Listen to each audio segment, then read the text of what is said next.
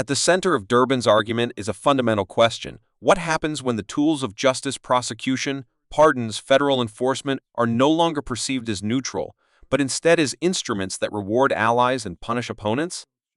That's not a small shift. That's a structural concern about how democracy functions. President Trump has turned federal law enforcement into a shield for his friends' and allies' misconduct and a sword to attack his political opponents. Example, President Trump recently pardoned the founder of the world's largest crypto exchange, Binance, Changpeng Zhao, who pled guilty to money laundering in 2023. But of course, in the big money world, there's always more to the story.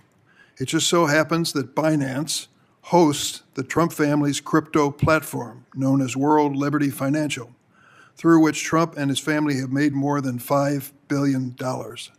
More than $5 billion.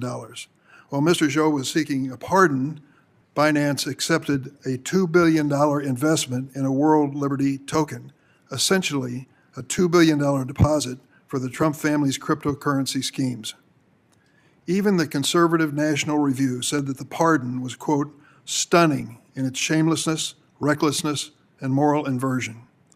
But when he was asked about the pardon this week, in an interview with 60 Minutes, the president couldn't remember. He said, "I know nothing about it. I can only tell you this. My sons are into it. I'm glad they are, because it's probably a great industry, crypto." This kind of blatant corruption and self-dealing used to provoke outrage by colleagues on both sides of the aisle. But so far, all we get are crypto crickets. I'm sure my Republican colleagues who are so outraged that President Biden might have used an auto pen, like many presidents before him, will be just as upset that President Trump doesn't know anything about pardoning this crypto criminal. But there's no better example of President Trump's weaponization of justice than his effort to rewrite the history of January 6th.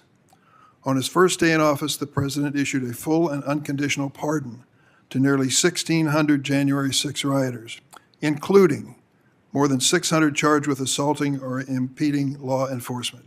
Standing in the back of the room are people who are keeping us safe. They are people who were assaulted on January 6 by rioters who have now been unconditionally pardoned by President Trump. Next to his political appointees, the Justice Department led an unprecedented purge of career prosecutors and FBI agents simply because they worked on the investigation of January 6. That's all it took. Then Attorney General Bondi hired a January 6 rioter, Jared Weiss, as a senior official at Department of Justice, even though Mr. Weiss was filmed urging his fellow rioters to kill police officers defending the Capitol on January 6. This is what Ed Martin, the failed U.S. Attorney nominee who is now a senior Department of Justice official, meant when he said, quote, "No MAGA left behind."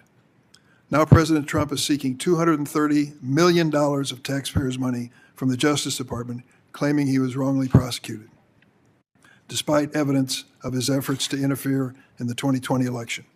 So while American people grapple with inflation and rising health insurance costs, the president wants $230 million in taxpayers' dollars. At the same time, the full might of federal law enforcement is being directed at states and cities that just didn't happen to vote for President Trump. One of them is my home state. So let me tell you what's going on with Operation Midway Blitz in the city of Chicago, in case you missed it. Yesterday was a banner day for the ICE agents.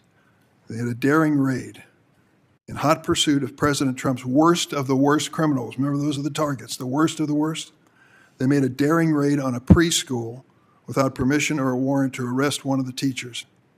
The children in that school, all under the age of 6, were, according to one parent of a 3-year-old, crying, terrified, and huddled together as the ICE agents tried to apprehend this one teacher. To do it in a place where children are with complete disregard for what they see, one parent said, "There's no low these people won't stoop to." And what do we know about the terrorist target? Well, the ICE Dream Team successfully apprehended one. In their estimation, school officials, it turns out, report the woman who cares for infants at the school had work authorization and just undergone a background check. Meanwhile, the federal courts continue to monitor and limit the outrageous activities of the Chicago ICE Dream Team. Federal agents are trampling on the constitutional rights of my constituents, racially profiling and arresting U.S. citizens simply because they're Hispanic or speak Spanish, zip tying and traumatizing innocent children, and tear gassing journalists, pastors, and police officers.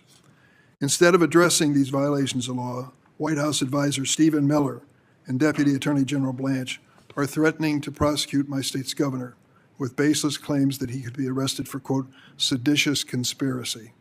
So what are we going to do about this? The Senate Judiciary Committee has an obligation to conduct oversight. And let me say a word about Jack Smith. I'm interested in why senators turned up on the document that you released. I don't know the circumstances, but we've debated it here in the committee 3 or 4 times, asking basic questions. Why were these senators on this list? There is one way to get to the bottom of this, and it's very simple. Subpoena Jack Smith. Put him under oath and put him a chair in front of us to answer those questions. Just that simple. And he's offered to come. And yet, he's not being called. Perhaps there's an explanation for it. But I think we should call an official timeout on senators commenting on this matter, so long as we won't bring Mr. Smith here under oath to answer our questions. He's willing to do it. There's no excuse he should be.